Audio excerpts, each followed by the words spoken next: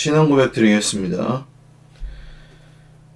전능하사 천지를 만드신 하나님 아버지를 내가 믿사오며 그 외아들 우리 주 예수 그리스도를 믿사오니 이는 성령으로 잉태하사 동정녀 마리아에게 나시고 본디오 빌라도에게 고난을 받으사 십자가에 못 박혀 죽으시고 장사한 지 사흘 만에 죽은 자 가운데서 다시 살아나시며 하늘에 오르사 전능하신 하나님 우편에 앉아 계시다가 저리로서 산자와 죽은 자를 심판하러 오시리라. 성령을 믿사오며 거룩한 공예와 성도가 서로 교통하는 것과 죄를 사하여 주시는 것과 몸이 다시 사는 것과 영원히 사는 것을 믿사옵나이다. 아멘. 찬송가 550장 찬송드리겠습니다. 시온의 영광이 빛나는 아침 어둡던 이 땅이 밝아오네. 슬픔과 애통이 기쁨이 되니 시온의 영광이 비춰오네. 시온의 영광이 빛나는 아침 매였던 종들이 돌아오네.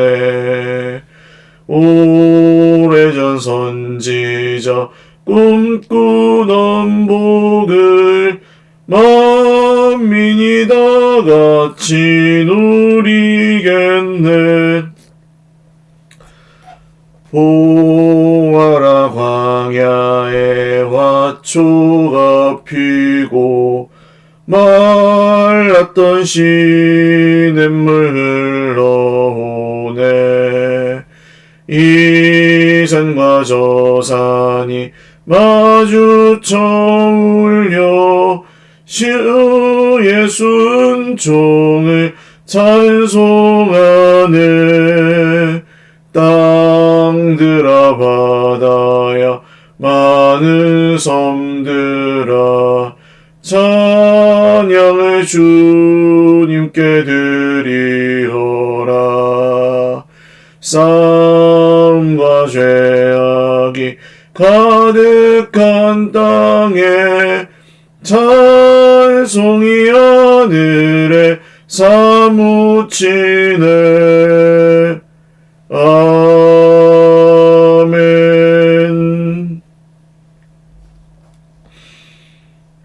하나님 말씀 구약성경 느헤미야입니다.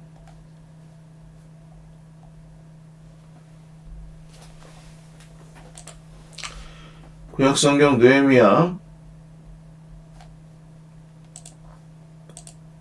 7장 5절에서 73절 말씀입니다.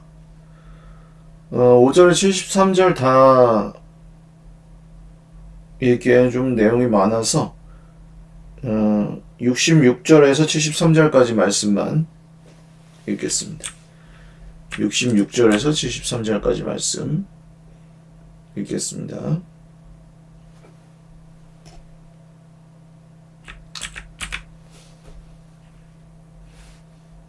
온 회중의 합계는 42,360명이요. 그 외에 노비가 7,337명이요. 그들에게 노래하는 남녀가 245명이 있었고 말이 736마리요. 노새가 245마리요. 낙타가 435마리요. 나귀가 6,720마리였느니라. 어떤 족장들은 역사를 위하여 보조하였고 총독은 금 1,000드라크마와 대접 50과 제사장의 의복 530벌을 보물 곳간에 드렸고 또 어떤 족장들은 금 2만 드라크마와 은 2,200만회를 역사 곳간에 드렸고 그 나머지 백성은 금 2만 드라크마와 은 2,000만회와 제사장의 의복 67벌을 드렸더라. 이와 같이 제사장들과 레위 사람들과 문지기들과 노래하는 자들과 백성 몇 명과 느디님 사람들과 온 이스라엘 자손이 다 자기들의 성읍에 거주하였느니라. 아멘. 기도드리겠습니다. 하나님 아버지 감사합니다. 오늘 주님 앞에 예배하며 하루의 첫 시간을 드립니다. 주님 우리에게 오늘도 말씀하여 주셔서 그 말씀이 우리의 소망되고 능력이 되고 기쁨이 되게 하여 주십시오. 우리 환우들을 기억하시고 주님 몸이 아픈 우리 형제 자매들 또 마음이 상한 지체들 주님께서 다 기억하여 주시고 또 치료하여 주시옵소서. 이번 중에 있는 우리 강옥순 집사님을 붙들어 주시고 또 이제 항암 치료 하시게 되는 우리 유재정 집사님 함께하여 주셔서 정말 병 중에도 오히려 우리 하나님이 주시는 은혜와 또 회복과 기쁨이 계속해서 넘치실 수 있도록 우리 주님께서 오늘도 우리 환우들과 동행하여 주시옵소서. 모든 것 감사하옵고 예수님의 이름으로 기도 올리옵나이다. 아멘. 할렐루야.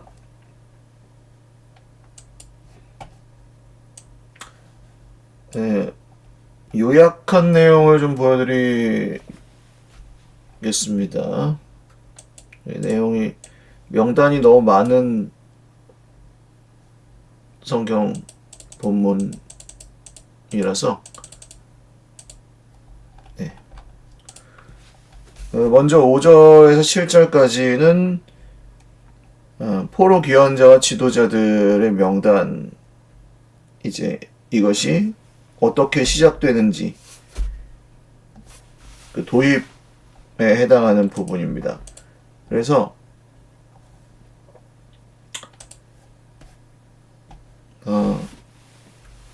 이렇게 말하죠.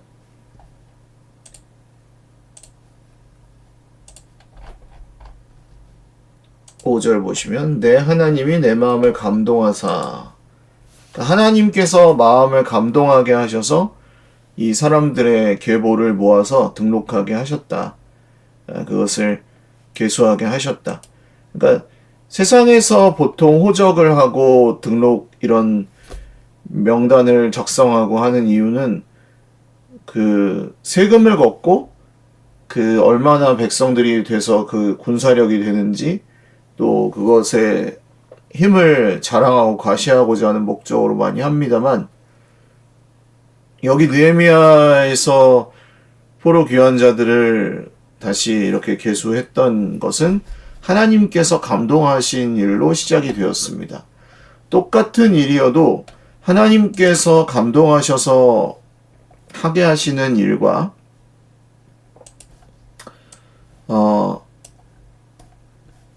사람이 자기가 원하는 것을 그저 자랑하거나 또 과시하기 위해서 하는 이것은 전혀 다르죠. 그래서 오늘 이 인구조사 또 이 계보를 작성하는 일이 하나님으로부터 시작됐다는 것을 분명히 하고 있습니다.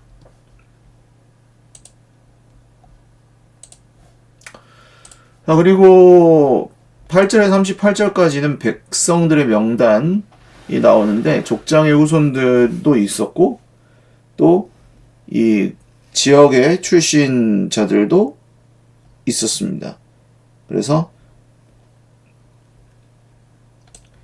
이 백성들이 이제 돌아와서 족장의 후손들로서 돌아와서 자리를 잡은 사람들과 그리고 이 지역 출신으로서 유다 백성들 중에서 이제 남은 자들 이 사람들의 명단이 기록이 되었고 특별히 39에서 42절까지는 제사장 중에서 귀한 자의 목록이 기록됩니다. 그리고 43절에서 56절에는 레위인들과 성전 봉사자 명단이 기록되어 있습니다. 이 39절에서 56절까지가 굉장히 중요했습니다. 느헤미야에게도 중요했고 또 이스라엘 백성들, 유다 백성들에게도 굉장히 중요했는데 그 이유는 하나님을 섬기고 성전을 섬기는 것이 이 포로 귀환, 성벽을 쌓아서 예루살렘을 회복하는 것은 52일 만에 끝났지만 사실 그것을 결국 유지하게 하고 계속되게 하는 것은 이 하나님을 어떻게 섬길 것이냐 문제였거든요. 그래서 이 39절로부터 해서 제사장들이 나오고 그 다음 레위 사람들과 노래하는 사람들, 문지기들, 성전 문지기들 이렇게 해서 차례차례 중요하게 제사장들의 목록을 기록하고 있습니다. 무슨 일이든 가장 먼저 살펴야 할 것은 하나님께 드리는 예배, 그리고 그 예배를 어떻게 하나님께 드릴 수 있고 어떻게 하면 그 예배 가운데 계속해서 거기에 머물 수 있는가. 사실 안 그럴 이유가 더 많죠. 기도하지 못할 이유도 너무 많고 예배드리지 않아도 될 것 같은 이유도 너무 많고 뭐 때로는 힘들어서 그 하나님이 좀 날 괴롭히는 것 같아서 야속해서 마음이 멀어져서 뭐 예배드리지 않을 여러 가지 그 핑계나 합리적인 이유들을 우리가 댈 수 있지만 사실 모든 회복에서 가장 중요하게 여겨졌던 것은 하나님께 드리는 예배입니다. 너희가 성령이 거하시는 전인 줄 알지 못하느냐 말씀하실 때 우리가 성령이 거하시는 전이라는 말씀의 뜻은 우리가 예배하는 존재로 부름을 받았고 우리가 함께 예배해야 한다는 것이죠. 그게 가장 중요하다는 이야기입니다. 솔로몬 신하들의 자손들이 있는가 하면 조상을 밝히지 못하는 경우들도 있었습니다. 그러니까 어떤 출신인지 그 집안의 조상이 누구인지를 정확하게 밝힐 수 없는 이유. 이것도 마찬가지로 같은 맥락에서 이 조상을 밝힐 수 없는 사람들의 명단을 이렇게 조사하고 기록했던 이유는 그 사람들은 제사장이나 레위인 성전 섬기는 이로 쓰임받을 수 없었기 때문입니다. 그 북이스라엘 여로보암의 죄가 사실은 금송아지를 설치한 것뿐만 아니라 제사장들을 자기 마음대로 임의로 세웠던 것, 이것이 또 굉장히 큰 아주 죄였거든요. 그래서 64절 말씀을 보시면 이 사람들은 계보 중에서 자기 이름을 찾지 못하였으므로 그들을 부정하기 위해 제사장의 분을 행하지 못하게 했고 또 제사장이 일어나기 전에 지성물을 먹지 말라고 하였느니라. 그래서 이것을 철저하게 구별하는 것을 볼 수 있습니다. 예배가 가장 중요했기 때문에 그것을 바로 세우기 위해서. 또한 66절에서 이제 73절까지 오늘 같이 아까 읽었던 말씀에는 이 귀한한 유다 백성들의 합궤와 또 그들의 봉헌물들, 총독도 하나님 앞에 많은 것을 드렸고 또 이 방백들과 유다 백성들도 다 함께 헌신하고 또 이렇게 순종하면서 주님 앞에 드렸습니다. 그래서 이것을 통해 레위 사람들과 제사장들과 문지기들과 노래하는 자들, 성전에 섬기는 자들이 전부 다 자기들의 성읍에 거주할 수 있게 되었다. 언제나 이 회복의 때에 그냥 일어나지 않습니다. 회복은. 적은 것이든 많은 것이든 주의 백성들이 함께 자기의 것을 들여서 헌신하고 희생하고 그것을 모았을 때 그때 회복이 일어났습니다. 하나님이 그 돈이 없어서 그렇게 요구하시는 것이 아닙니다. 하나님의 일에 이것이 정말 무슨 기적으로만 되지 않고 사람들의 헌신과 그 희생, 드림으로 이것이 되는 이유는 하나님께서 그것을 기뻐하시기 때문입니다. 하나님은 우리가 하나님의 이 일을 이루어가고 하나님께 예배드리면서 우리가 정말 점점 더 하나님의 뜻에 합당하게 사는 사람들로 변화되기를 원하고 계십니다. 그래서 우리는 이 하나님의 일을 감당하는 과정에서 여러 혼란도 겪고 문제도 있지만 거기서 헌신하고 희생하는 삶을 통해 주님을 더욱 닮아가게 되고 주님의 뜻을 더 분명히 알아가게 되고 또 세상 사람들에 관한 다른 새로운 삶을 살아갈 수 있는 새 길도 얻게 된다는 것이죠. 말씀을 정리합니다. 이 모든 일들은 하나님의 먼저 하나님의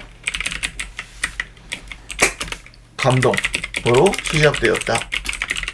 하나님의 일이 하나님의 감동으로 시작된 일이었다. 세상의 방법과 세상의 목적은 과시하거나 힘자랑하거나 또 거기서 자기의 이익을 구하려는 그런 의도로 시작되지만 하나님의 일은 하나님의 감동으로 시작되었다는 것 기억하시고 또 두 번째로는 예배드리는 제사장과 레위인을 구별했다는 사실 가장 중요한 것 예배가 가장 중요했고 하나님께 드리는 것이 이 성벽을 완공한 것보다 파수꾼이 성을 지키는 것이 허사죠. 하나님께서 성을 지켜주지 않으시면. 그래서 구별하고 섞이지 않도록 했다. 그리고 마지막 한 가지는 백성들의 헌신과 희생으로 이 일이 이루어졌다는 것을 본문이 세 가지 사실 정도를 우리에게 말씀하고 있습니다. 그렇게 묵상하시면서 우리 삶에 적용한 것들도 찾아보시고 또 지금 내가 드려야 될 헌신이나 희생은 무엇인지 그리고 하나님께서 우리 삶 가운데 어떤 일을 이루고자 하실 때 우리에게 가장 먼저 중심이 되고 회복이 되어야 될 것은 하나님께 드리는 예배다. 기도의 자리다. 저는 억지로 예배 자리에 나오라고 말씀드리지 않습니다. 그렇게 전화를 해본 적도 없고 억지로 하시라고 지난주에 왜 안 나오셨어요? 이번 주에 꼭 나오세요 하고 이렇게 하지 않습니다. 그 이유는 무엇보다 예배드리고 말씀을 많이 들으시는 게 사실은 은혜가 우리 가운데 머무는 가장 지름길이죠. 공부를 열심히 하는 것보다 그냥 우리 마음 자세 자체가 말씀과 은혜를 사모하는 마음을 갖고 있으면 우리 삶이 회복되고 하나님께서 기뻐 영광을 받으십니다. 그러나 이것은 사람의 강요로 되는 것이 아니고 우리의 자발적 기쁨에 거기서부터 시작이 됩니다. 그 자발적으로 하는 거죠. 좋아서 해야 되는 거죠. 해야 돼서 하는 거 말고 좋아서 하는 거. 남들이 하니까 하는 거 말고 내가 기뻐서 하는 거. 그래서 그런 예배, 그런 헌신 우리 공동체 가운데 계속해서 있으시기를 주님의 이름으로 축원을 드립니다. 기도하겠습니다. 하나님, 오늘도 우리에게 하나님의 감동을 우리 마음에 알게 해 주십시오. 그리고 백성들의 희생과 헌신으로 이 일이 되었는데 그 가장 중요한 중심에 하나님께 드리는 예배가 있어서 레위인과 제사장들이 바로 세워졌던 것을 우리가 기억합니다.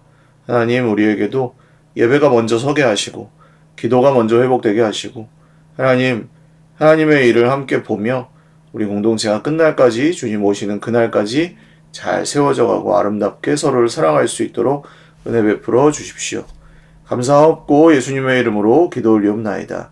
아멘. 네, 감사합니다. 음악을 좀 또 틀어드릴 테니까요. 기도하실 분들은 그 음악 시간 동안 또 기도하시고 하루 힘차게 시작하실 수 있기를 바랍니다. 사랑하고 축복합니다.